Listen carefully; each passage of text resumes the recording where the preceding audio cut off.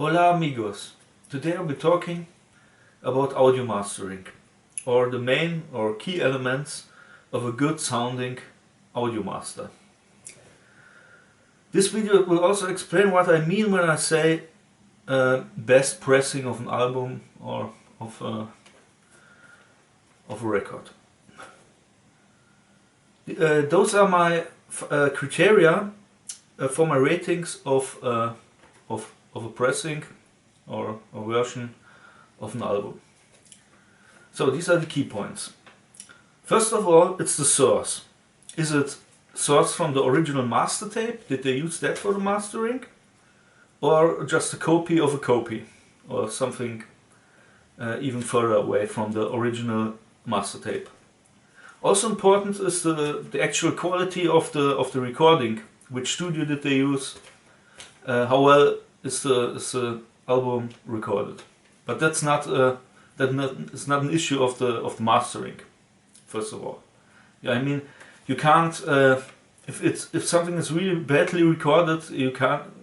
Maybe a very good mastering engineer can make it sound a little bit better, but that's not the main point here. First of all, you need a good source. That's very important. Best, like I said, the original master tape. Then the use of equalization. How you use them? You know, with equalizers, you can change the bass and the treble of a recording. And if you do that too much, then you can alter the recording way too much, and it sounds completely different, almost like a different or another recording of it, or another take, something like that. Best is if they don't use equalization, or when just little subtle. Then the overuse of so-called no-noise filters. You know that many records or albums from the past were recorded on analog tape. And there's always a little bit natural hiss to that. And that's nothing bad about it. It's very natural and in the original recording. So I don't like it when an audio engineer, like the famous Peter Mew, uses a no-noise filter that filters everything out, and sometimes even parts of the actual music. That's a bad thing. So if they use those no-noise filters, it's better if they use it very subtle or not at all. Best not at all, because if you record an album on a 15-inch EPS tape, inch per second tape, 15 EPS, then the hiss is very minimal, almost not audible. So it makes no sense to use those filters, in my opinion. Then very important is also the dynamic range.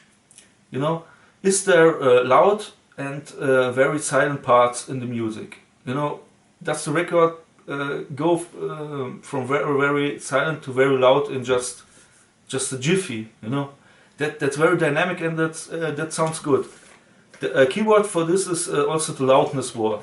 When they master everything way too loud and do an overuse of so-called compressors, so you got only loud, and sometimes it got better. I gotta say, the great studios don't do that as much as they did in the 2000s. You know, when you do, if you master something way too loud, then sometimes you get clipping, and that's a distortion in the sound, because you cut off the actual wave, some parts of the actual wave, and that's a very bad thing. You can hear that sometimes on older master CDs from 2000s or late 90s even. Yeah, and the fifth criteria,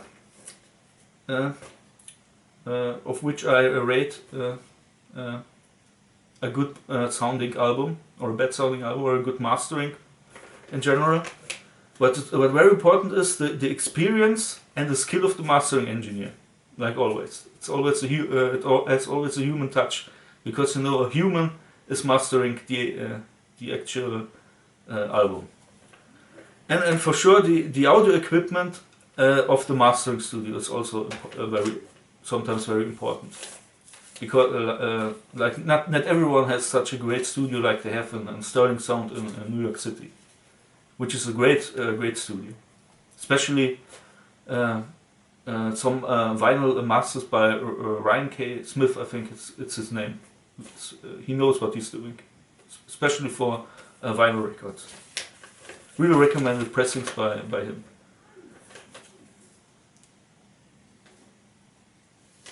Yeah, so that's what I wanted to tell you. I wanted to give you those key elements.